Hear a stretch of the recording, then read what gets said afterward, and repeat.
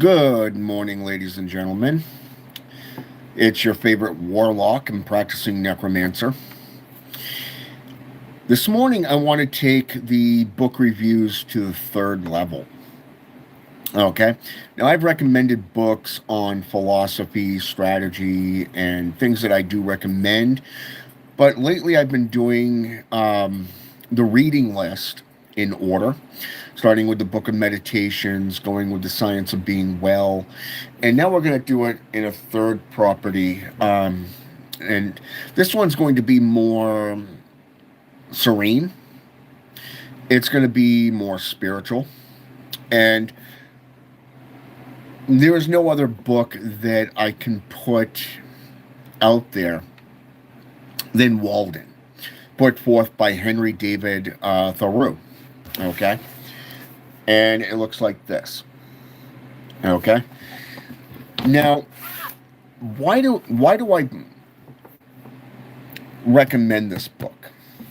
Well, first of all, let's go back through mythology. Let's go back through history for just a few minutes. During the first, second, and third dynasty of Egypt, we have what is called the Shem priesthood. That's SEM priesthood. These individuals separated themselves from society, but they also had a ranking system that dealt with certain responsibilities and duties. Okay, one rank would be responsible for doing the rituals and the rites. Another would be responsible for the prayers, the worshiping, the congregational aspects. Another one would be dealing with the masses and the populace, such as public rights and stuff like that. Think of modern day publicity, if you will. Think of it as exactly that, publicity. Modern day publicity. And then you have another one that was responsible for keeping the temple clean.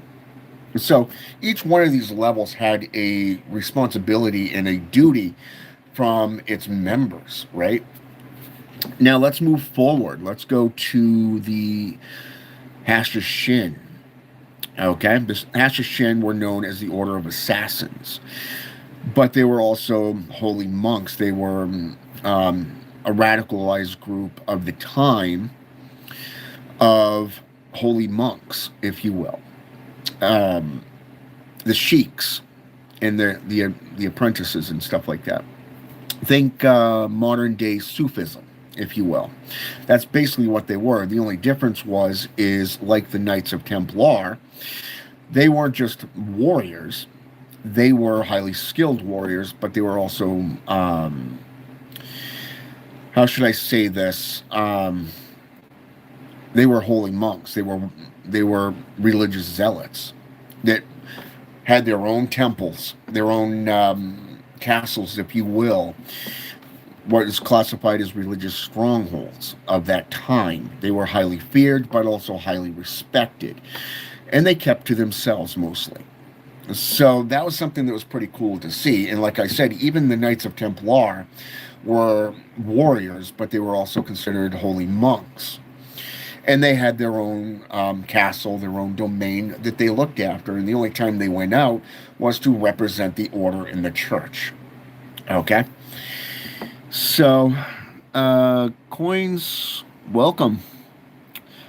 Well, good morning. I've been up for about 6-7 hours now. It's only like 10 a.m. now, but I've been up since 5 a.m. So, and now it's after going to bed.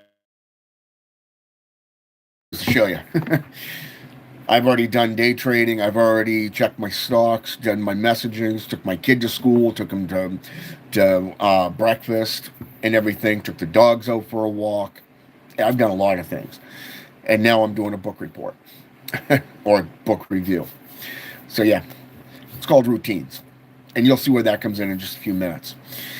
But anyways, like I said, so you come up to these aspects, and they always had what is called the spiritual retreats, right? So doesn't matter if you're into Sufism, okay, because these people would lay more into the deserts or the wastelands, if you will, and they would always be solitary. They would bring people in, and if the sheik, which is basically the magus or the dark pope, if you will, or the bishop, whatever, depending on what religion you're in, um, would be running the show with about 1 to 2 apprentices, and underneath them would be the congregation. And it would be like going to a Roman Catholic church where you got the priest being escorted down the aisle by um, young priests, or the what do you call them? Schoolboys, I guess. I don't know. Um, with the big ass cross and everything as they're going down the center aisle, and he's just following. But you see my point. And like I said, it depends on the ritual and stuff like that, and the religion. But you'll see where this this book comes into play, because they're out in the middle of the woods, or they're in the middle of the desert. When we look at modern day paganism, or let's say shamanism, you see people out in the woods, separated from society. They have a religious campaign where they would go a certain amount of days without food. It's called fasting. They would go out into nature. They would associate with nature and everything. And it's kind of like a spiritual retreat. Roughly in about an hour away from where I'm currently at, in a town called Stonington, there is a spiritual retreat. It's like a camp, if you will, for religious personnel. So if you're Wiccan, pagan, spiritual, it's a great place to go for like a week or two. You do pay to stay there, but it is a place where you can relax. You can observe nature, look at the water, the lake, the ocean, and really wake up to nature in its most wondrous beauty. You know what I'm saying? So let's say, for example, you want to follow the Bible. Look at the Old Testament compared to the New Testament. Okay, in the Old Testament, there was the 40 years of being in servitude to Egypt or to Babylonia. And they spent like the 40 years or out in the wilderness, so to speak. This is a spiritual retreat away from the herd conformity and the systems of corruption, and helped purify them, humble them. So even in the New Testament, when we get into, say, for an example, the Gospels, for an example, what happens? Where do you always find their Messiah? Okay? He's always in a garden, or he's out in the middle of nowhere praying, worshiping. Okay? This is a form of religious worship, but it is also a place where you're communing. You're around a garden, trees, certain types of bushes, shrubs, and stuff like that, which is why today, when you go to a park, you go to a school, with your children, you always find certain shrubs and plants and flowers, because it's associated with that foundation. But what they don't tell you is a lot of these shrubs don't consume because they're poisonous. Like white Oriolander, for an example. Oriolander is a shrub that is poisonous if ingested, and it can be fatal. So you're seeing a lot of this stuff around parks where your children play, also at the schools, where your kids go to school. It's like, where does this make sense if you're sending them to be safe? You know what I'm saying? It's like idiots. And yet they don't teach this stuff either. So anyway, so when you go out into the woods, or to perform rituals as a pagan or a Wiccan, you go to a cemetery as a necromancer, or a witch, warlock, whatever. Like I said, it doesn't matter your path. What are you doing? You're getting away from the distractions. You're getting, you know, away from the hostility.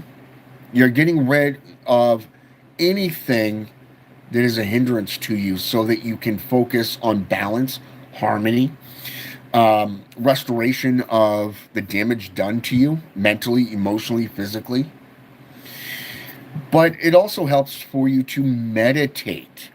Look at feudal Japan, for an example, the samurai.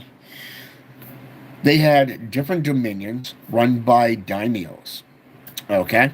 And underneath the daimyos were samurai warriors, what would be classified as knights in European traditions. Okay? They were the royal guard, if you will, the protectors of the realm, just like the Knights of Templar. Now, what's ironic about this is that you see them out in the woods, out in the nature, away from the cities, away from the villages. They had their own little, group, own little tribe, if you will, that really focused on meditation, nature, and routines. Even if you get into ninjutsu, for an example, the way of the ninja, they're always up in the mountains. Look at the Shaolin monks. They spend a lot of time in nature and in their temples to train in Kung Fu, Tai Chi, Taoism, even. Okay? But they're training their mind, body, and spirit within a form of harmony.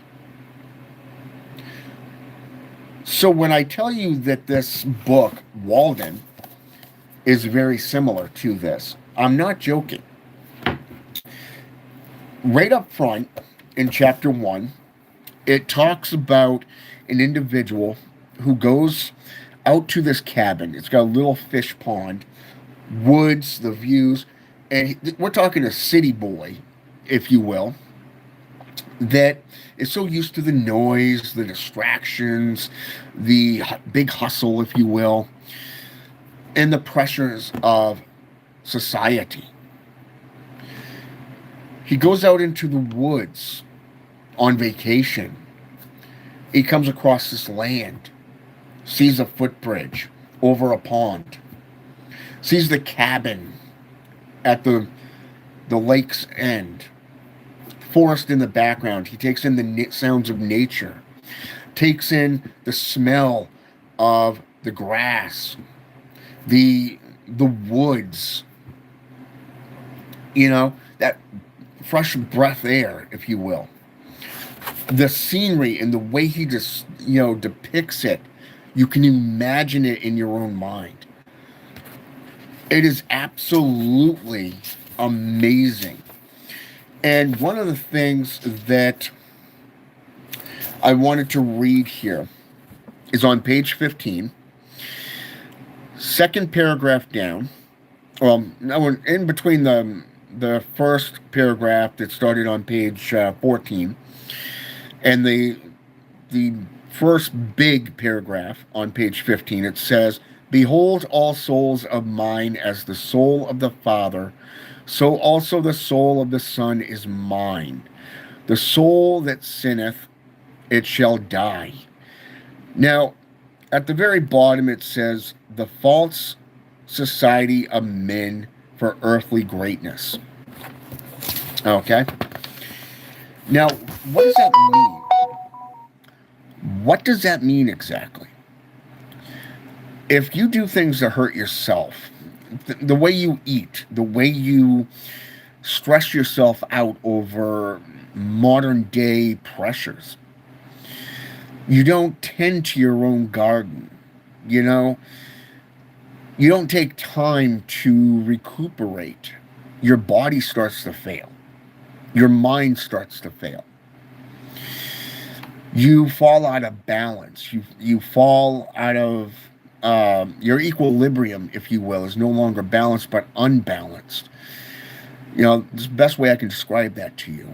You become emotional. You end up having mood swings, or you end up doing things that's going to cost you.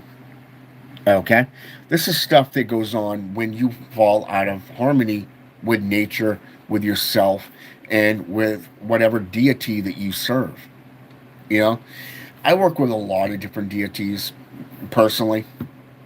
I don't associate with society these days. I tend to stay away from it because the corrupt society is something that is repulsive to me. I've grown to that point where I want nothing to do with it. So when I do these videos, it's more the fact that I'm speaking from personal experience, but I'm also giving you references to be able to do this stuff. So some of the other things that you can take from this particular book is the depictions, such as on page 20, and it says, "But lo, they have taken wings, the arts and sciences, and 1,000 appliances. The wind that blows is all that anybody knows." And think about this. Ivan Illich wrote a book back in, I want to say, the 1970s, and it was titled "Deschooling Society." I recently acquired this book as well, and I started reading it, and you're seeing how fascism controls knowledge. The governments control the knowledge, they control the schools and what is taught to your children, and you realize they are dumbing down the knowledge so that you have to accept what they tell you, and most importantly, you have to depend on them. That means you have to depend on the corporations, you have to depend on the government, you have to depend on the programs that they give you. And what is taken away from this? Your natural instincts. Think about it. We as a species used to be hunter-gatherers. We used to get up in the morning, do a small little ritual if you're in the African, tribal units, if you will. And depict this for just a minute. Just picture this for just a minute. They would have a big ring, such as a hula hoop, of what we call a hula hoop today. They would roll it. One of the hunters would throw a spear. Okay, something so simplistic that it was downright religious in nature. It was spiritual in nature. So if that spear went through the center of that little hula hoop, that ring, it meant to them it was going to be a successful hunt. So they would spend hours hunting down a prey to bring it home and cook it for the tribe. Okay? If it did not go into the center of that hula hoop, they wouldn't even bother going out hunting. They would just go fishing instead. Or they would have leftovers. So simplistic, right? Now, I want you to think about this for just a minute. Your instincts on hunting is dulled. Your knowledge of how to plant crops, to grow food for yourself, how to store that food without electricity, without the corporations, is gone. Very few societies actually still have that knowledge. You'd have to be an herbalologist, or you would have to be an Amish member, or a Yizite, if you will, to be able to do this stuff. You'd have to go to a shaman or a witch or warlock that owns a botanica to even learn how to do this stuff. You'd have to go to a farmer just to learn how to grow your own food. How do you plant? What time of the year do you plant? And what can you plant at what time? What species of plant is hostile that can't be associated with the others? This is knowledge that is dubbed down. Okay? Howard Zinn really hit that number in a people's history of America. And then you have the social, the other Civil War that he wrote as well, which really dubbed into that as well, the sheephood and the slavehood. So Walden, Henry really put forth the imagery of what it means to be out in the wilderness, what it means to really harmonize with nature. This is one of the reasons I spend so much time out in the woods with my dogs. This is one of the reasons I take my son out and I test him on a lot of things, because of the fact that I'll look at him one day and go, "Hey, which direction is the parking lot?" If you're not on a trail and you're walking through the main woods, how do you know what direction to go in? Do you know which direction is north, south, east, west? Look at the trees. Moss grows on the north side of the tree. Think about it. Now think about it like this. If you know that that is on the north side, which direction did we come from into the woods? So I would test him on this. You see, that's part of being a parent, is you teach your children how to survive. You set routines, boundaries, but also weaponize their minds so that they can't be taken advantage of. And I liked Walden because of the fact that it doesn't just teach you how to tap into your psyche. It doesn't just free your mind, but it restores your energy. It rejuvenates you. It guides you into the depictions of what this man is seeing. And apparently he spent, quite a few weeks, if not months, at this location. And he kept going back to it year after year after year, ever since that first time he stepped foot there. This book really shows you so much. It teaches you so much. For an example, I just ripped the page slightly. I thought often seriously of picking huckleberries that surely I could do, and its no profits might suffice. For my greatest skill has been to want but little. So little capital it required, so little distraction from my wanted moods, I foolishly thought, while my acquaintances went unhesitantly into trade or the professions. I contemplated this occupation as most like theirs, ranging the hills of summer to pick the berries which came in my way, and hereafter carelessly dispose of them, so to keep the flocks of Admetus. I also dreamed that I might gather the wild herbs to carry evergreens to such villagers as loved to be reminded of the woods, even to the city, by hay cart loads.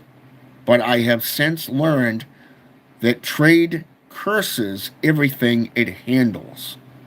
And though you trade in messages from heaven, the whole curse of trade attaches to the businesses. That's deep. That started on page 33 to 34. Okay?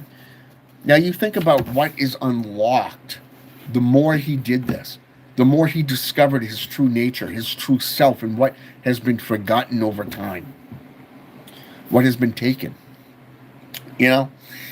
I look at, for an example, the Necronomicon by Simon.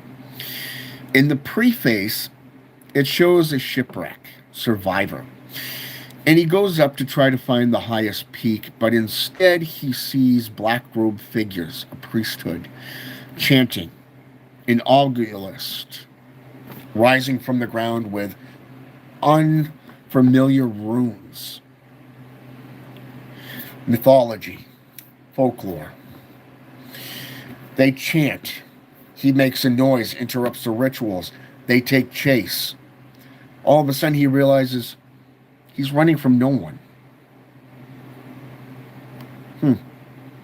But when he returns, all he finds is the robes. No augurist, no priests, just the robes. Now, think about this for just a moment. When you separate from society, you get away from social media, you pick up a book, you read that book, you read daily, you read widely, you go out into nature, you commune with nature.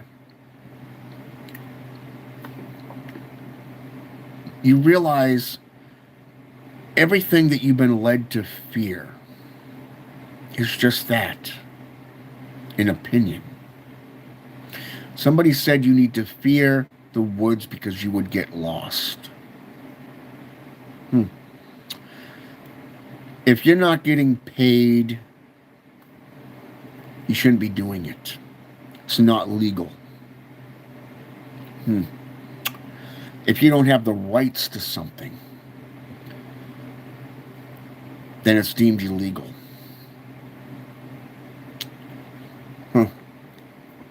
But what is spiritual freedom? What is physical freedom? It's when you break away from that system and you learn to take care of yourself. You tend to learn to take care of your family. You focus on what matters most. The harmony. The beauty of the world. You know, I was talking with somebody just the other night. There was a couple of guys that were walking the trails at the dog park. I was the only one in the dog park at the time. Had my 3 dogs with me. My 3 wolves. My huskies, my purebred Siberian huskies, which are basically offshoots of the gray wolf. And they came in, we were talking, introduced them to my dogs, let them associate with them. They loved it. And one of them asked me if I knew about any other trails. And I gave a couple of good trails. They had some great scenery in them. You know, you had one trail that goes deep into the woods, all the way up into the marsh.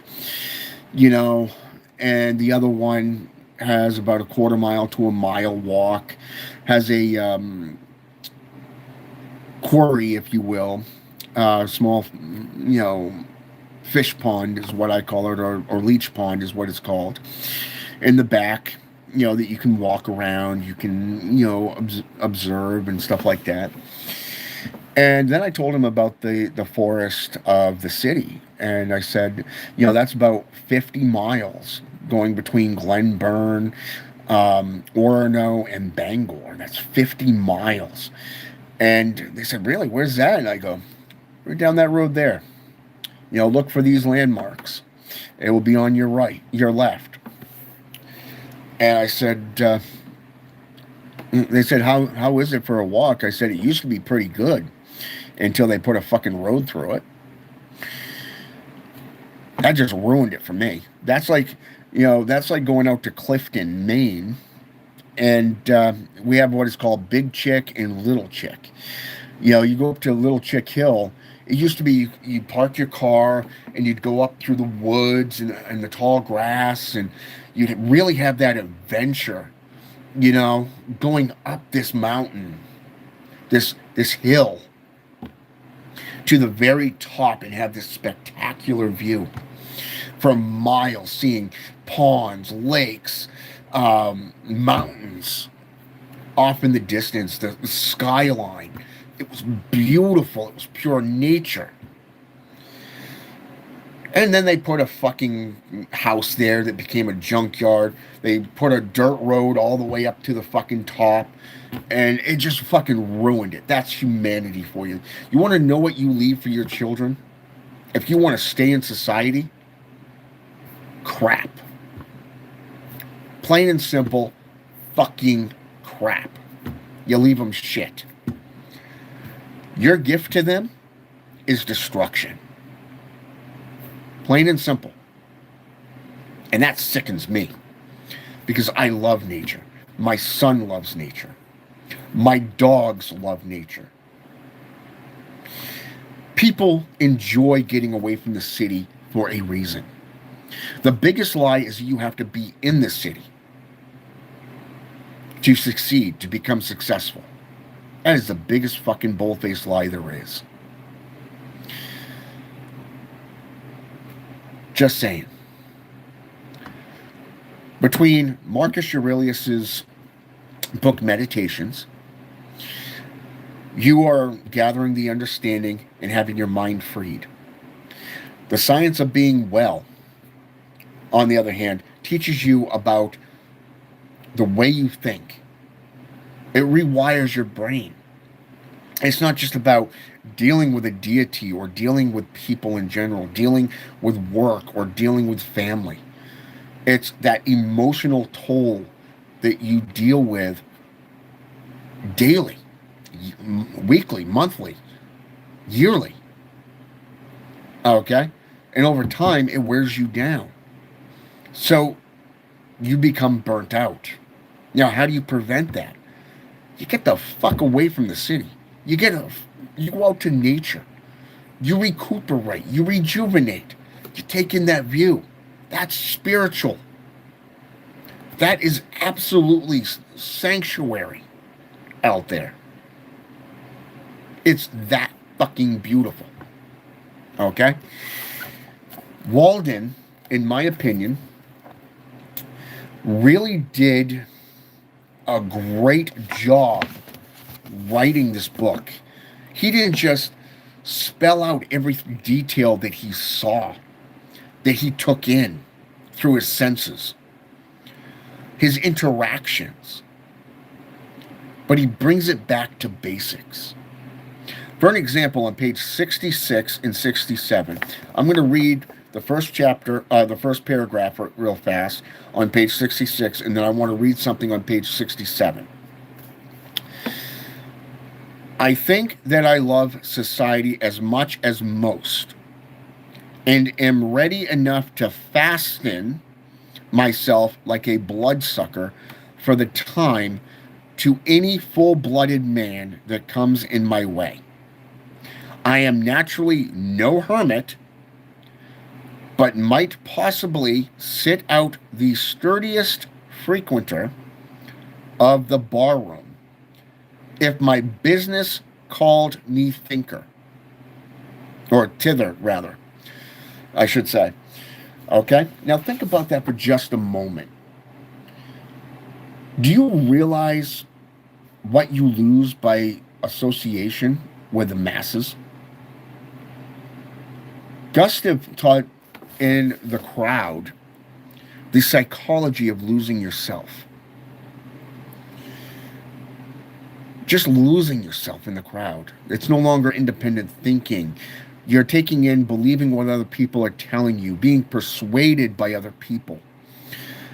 The envy of what other people are succeeding in limits you. So, on page 67, arrived there, a little house they fill. Knee, look for entertainment where none was. Rest is their feast, and all things at their will. The noblest mind the best contentment has. Wow. Page 68. Or have you alone heard some news from Bethia? They say that Meniotius lives yet, son of Actor, and Peleus lives, son of Aeacus, that's Aeacus, among the Myrmidons, either of whom, having died, we should greatly grieve. Now, personally, the thing that I would grieve is what is destroyed by humanity. That's what I would grieve. I mean, as greedy as a greedy species, what have we achieved to better this world? Absolutely nothing. You still wage war. You still fight over land, women, minerals. Nothing's changed. But yet, you build machines, you build, these buildings, cities, take away from animals, which aid in the ecosystem. Then you sit there and wonder, why are there so many animal attacks? Why are these animals coming into our territory? I wonder. All humanity has done is destroyed. And for what? Control? Class separation? Race separation? Greed? Walden doesn't just break it down of this was my life compared to my restoration of spiritual endeavors here in the wilderness. Why is it important to go into the wilderness? Why is it important to take in everything? Because it restores and rejuvenates you. It teaches you the old ways. Things that are being limited and forgotten in today's world. This book originally was written, let me see if I can find it here. 1854 was the original publication of this book. 1854. This is a very, very good book. I may actually turn around and get this book in hardcover just to preserve it. But it was one of the best choices that I ever did, that I ever purchased. And the funny thing is right up front, it teaches you about finances as well. The percentages. A house, 28.12 and a half. Wow.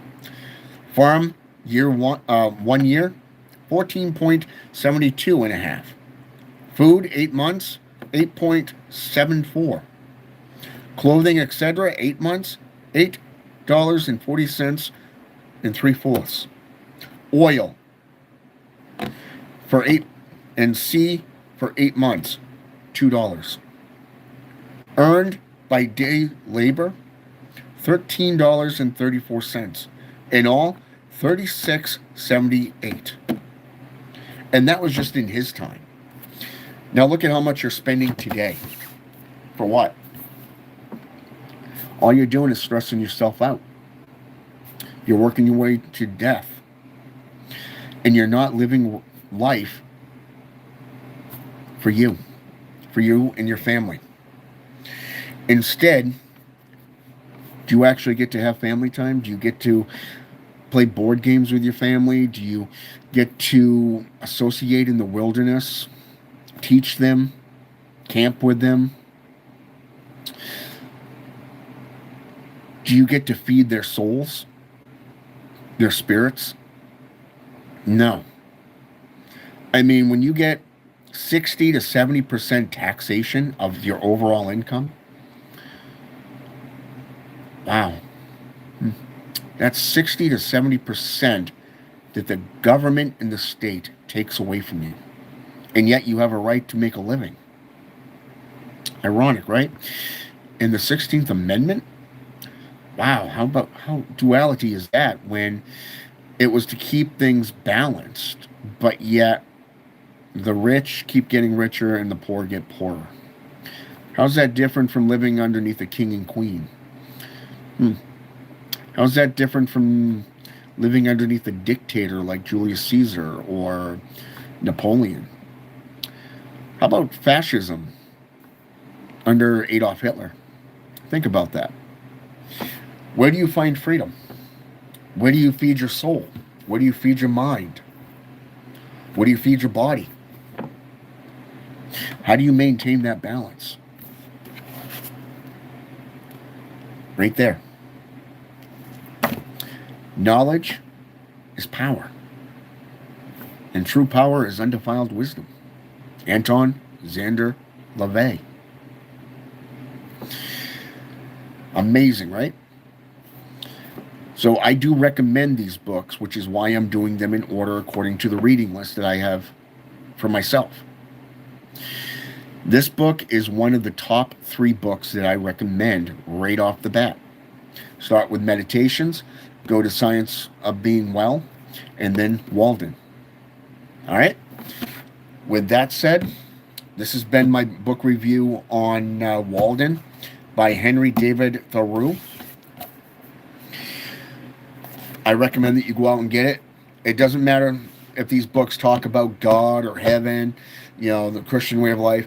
Think about it from your perspective of what religion you're in and go with it, because your God is not my God, and so forth. Okay? I work with a specific pantheon full time. I love the pantheon that I work with. They have benefited me more than any other. To a Satanist, Lucifer, or Satan, depending if you're Luciferian or just plain a satanic practitioner, you're going to benefit by working with them and the demons underneath them. Okay? If you are into voodooism or Santeria, how about Palo Mayambe, Quimbanda, Brujeria? These are ancestral lineages. You're going to be working with your ancestors. You're going to be working with, the Loa or the Orisha, even the Exu, if you're into Quimbanda. Okay? Now think about that for just a minute. You're working with these old gods that's been updated to be folk saints even. But all these demons used to be actual gods. Interesting, right? So go with the gods or God that you feel comfortable with and work with the beings that entity works with, to benefit you. Listen, observe, learn. Like I said, read daily, but read widely. I have about 40 books that I'm reading from my reading list alone, and that's not even including all the other books, which will probably bring the reading list to roughly around 90 books, if not more. And I do have my own private library, so that I'm constantly adding to. So I'm not just practicing. I'm applying it to my own life.